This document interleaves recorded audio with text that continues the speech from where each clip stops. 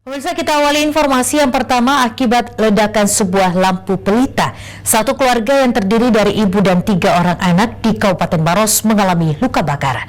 2 diantaranya mengalami luka bakar serius di sekujur tubuhnya hingga harus mendapatkan penanganan medis di Rumah Sakit Umum Daerah Salewangan, Maros. Tapi ini ibu 2 orang ya? Iya, 2 orang pada parah. Berapa orang? Seperti inilah kondisi satu keluarga di Maros, Sulawesi Selatan pasca ledakan lampu pelita yang menimpa seorang ibu bernama Ramlia beserta 3 orang anaknya yang masih di bawah umur. Keempat korban kini mendapat perawatan medis di Rumah Sakit Salewangan, Kabupaten Maros. Meski tidak ada korban jiwa dalam insiden ledakan lampu pelita itu, namun 2 orang anaknya menderita luka bakar serius di sekujur tubuhnya hingga harus dirujuk ke rumah sakit yang lebih besar di Kota Makassar.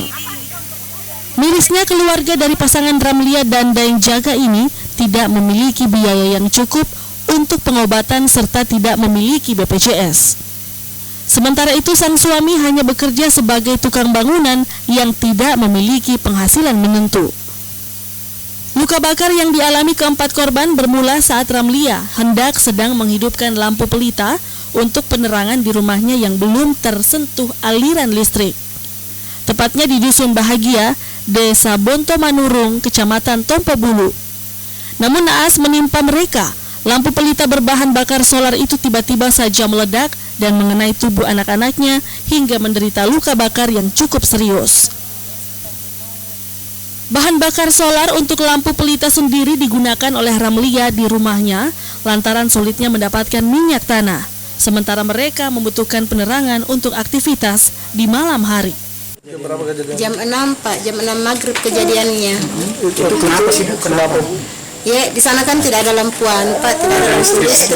Iya, karena tinggal di tengah-tengah di pedesaan. Iya, jadi di sana pakai lampu pelita Pak. Iya, begitu saya bakar itu lampu pelita langsung itu meluap minyak anunya, apinya terbang. Iya, lari pergi di anunya anakku, bajunya anakku terbakar di satu badan. Ya itu 3 orang, tapi ini yang 2 parah, itu yang 1 betisnya aja. Sebelum dirujuk ke Rumah Sakit Umum Daerah Salewangan, Maros, keempat korban sebelumnya sempat dirawat di Puskesmas Kecamatan Tompo Bulu. Salah satu anaknya sempat digotong menggunakan sarung ke mobil ambulans dari rumahnya yang berada di kaki gunung. Kini kedua anaknya kembali dianjurkan oleh dokter untuk dirujuk ke Rumah Sakit Wahidin Kota Makassar lantaran luka bakar serius yang dialaminya.